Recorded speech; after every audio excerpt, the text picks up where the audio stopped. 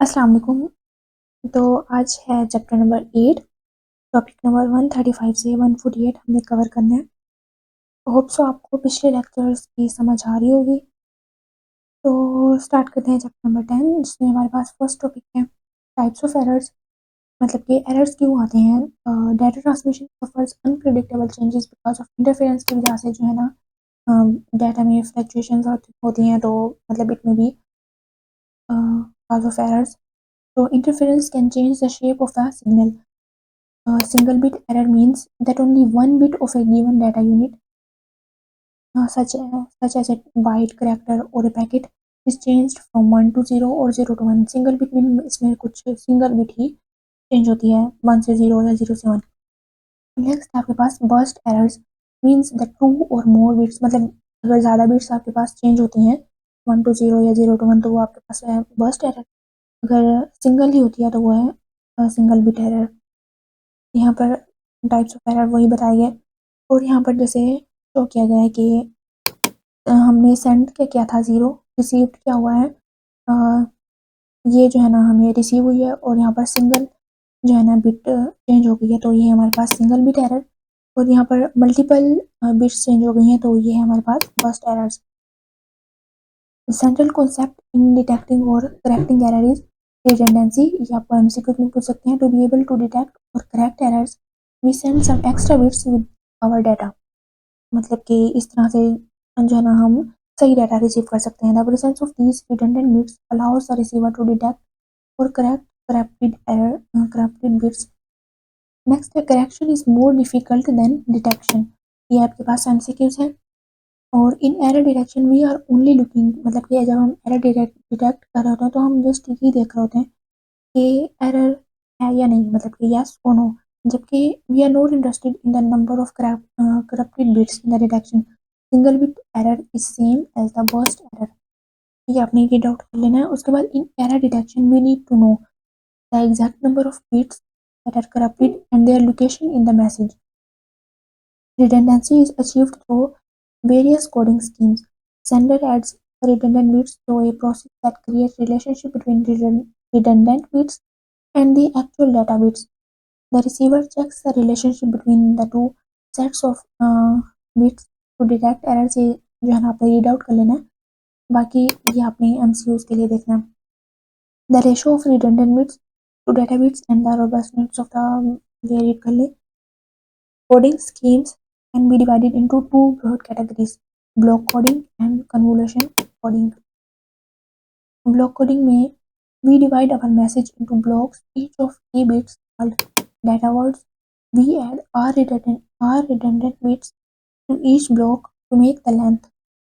ये भी फॉर्मूला आपने जो है ना एमसीक्यूज के लिए करना है, n equals k plus r.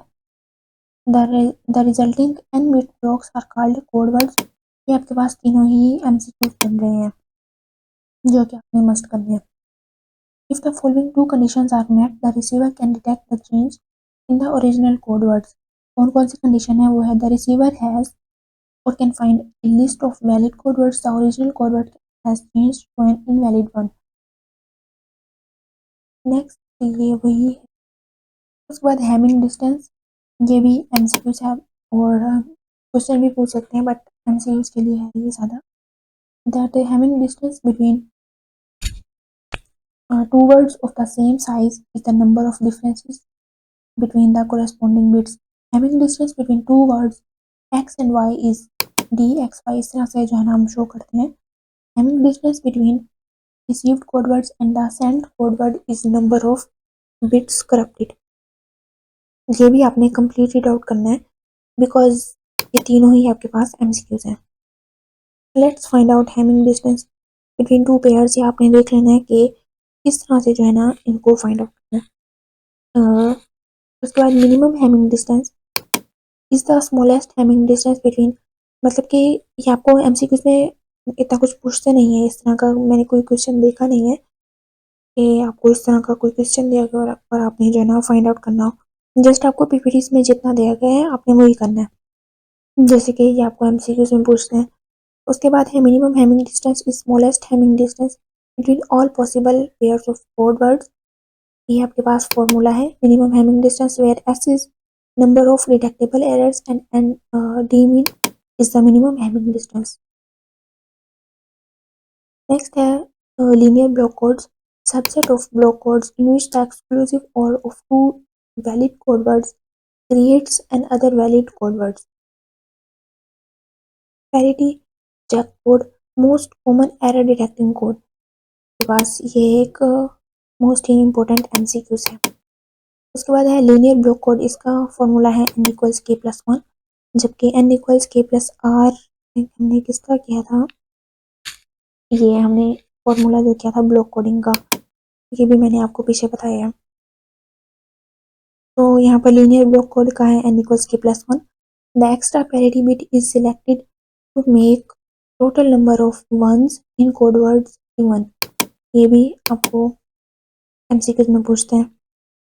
Next है cyclic codes, special linear block codes with one extra property, if a code word is cyclic shift, मतलब तो इसको शिफ्ट किया जाएगा, result is another code word. जैसे कि ये एग्जांपल दी गई है, इफ अगर आपको ये दिया गया हो is a code word and we cyclic left shift जब हम करते हैं तो ये जो वन है इस साइड पर आ जाएगा, तो that is the code word.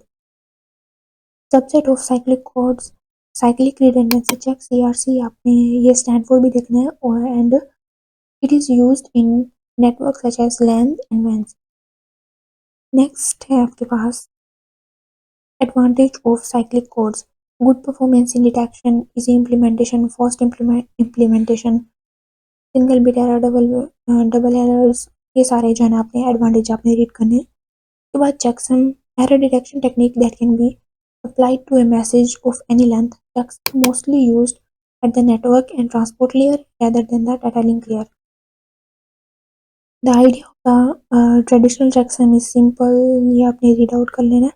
और यहाँ पर ये जो आपको एग्जांपल दी गई है, the decimal number 36 in binary is, यहाँ पर ये दिया गया है, and to change it to 4 bit binary we add the extra left most bit, मतलब यहाँ पर आपको अगर बाइनरी नंबर अपने करने हो तो यहाँ पर ये है 1 और ये है 2, इस तरह से ये 1 2 4 इसी तरह से आगे, तो यहाँ पर आपने इसको जो है ना प्लस कर देना है, तो विच इज़ 6, इस तरह के कुछ है ये एग्जांपल है, मतलब कि आपके फाइनल के लिहाज से आप इसको स्किप कर सकते हैं। Next FEC stands for forward error correction, ये आपने करना है और बाकी आपने रीड आउट करना है। Retransmission of corrupted and lost packet is not useful, ये सारा आपने रीड आउट कर लेना। यहाँ पर वही जो है ना फॉरवर्ड एरर डिटेक्शन का बताया गया है, ये आपने एमसीक्यूज के लिए मस्ट करना है। नेक्स्ट है for error detection we definitely need more distance, can be shown that to correct d errors we need to have d mean equals 2d plus 1. If we want to correct 10 bits in a packet we need to make the minimum having distance 21, मतलब कि यहाँ पर d हमें अगर 10 दिया जाए तो 2 into 10 plus 1 which is मतलब कि minimum having distance हमारे पास होगा 21. Lost of redundant bits need to be sent, ये आप बाकी रीड कर लें। यहाँ पर ये अपने फॉर्मूला ध्यान में रखना है, ये आपको कुछ भी, जैसे कि यहाँ पर एग्जांपल दी गई है कि अगर हमें 10 मिनट्स को करेक्ट करना हो तो मतलब कि जितना भी आपको दिया गया हो वो आपने टी की जगह पर पुट करना है और सिंपली जो है ना आंसर निकाल लेना है। Using XOR another recommendation is to use the property of exclusive OR operation, इसको जस्ट रीड आउट कर लें अभी आप। Another way to achieve fact in multimedia is to allow some small chunks to be missing at the receiver. We cannot afford to let the chunks belonging to the same packet be missing. However, we can afford to let one chunk, ये आपके read out करने जैसा ही है। उसके बाद Hamming distance and interleaving can be combined, we can first create n bit packets that can correct 3 bit errors, then we interleave m rows and set the bits column by column possible to correct first errors up to, ये जो मैंने आपको read कर रही हूँ तो इसका मतलब ये बस रीड आउट करने जैसा ही है, इसको आपने कुछ खास आई थिंक सो फोकस नहीं करना। और यहाँ पर चैप्टर नंबर 8 आपका एंड होता है, तो मिलते हैं नेक्स्ट लेक्चर में।